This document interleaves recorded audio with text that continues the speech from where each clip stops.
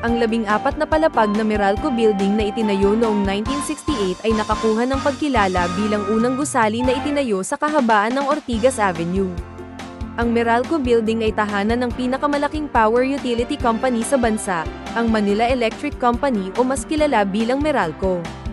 Ito ay idineklara na Architectural Legacy of a Philippine Artist ng Cultural Center of the Philippines. Ang arkitekto ng gusali ay si Jose Maria V. Zaragoza, na ipinroklama ng posthumous National Artist for Architecture noong 2015. Ang pinakakilalang tampok ng gusali ng Meralco ay ang serye ng mga tapering mullions na tinukoy ang facade. Ang mahigit 50 taong gulang na istruktura ay sinasabing gumamit ng Gris Soleil architectural medium na kilala noong 1960s. Itinampok din ito ang pinakamalaking suspended canopy sa bansa noong panahong iyon. Hanggang sa kasalukuyan, walang ibang gusali sa bansa ang nakaduplicate ng gawa ni Architect Zaragoza.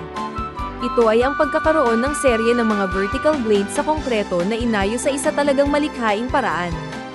Ang disenyo ay hindi lamang upang protektahan ang gusali mula sa sikat ng araw o maging ang tubig ulan, ngunit upang huminga ng subtlety at supremacy ang anyo sa istruktura. Nakita ang lakas ng istruktura nito nang manatiling walang nasira noong lindol noong ika-16 ng Hulyo, 1990 na may sukat na 7.7 sa Richter scale.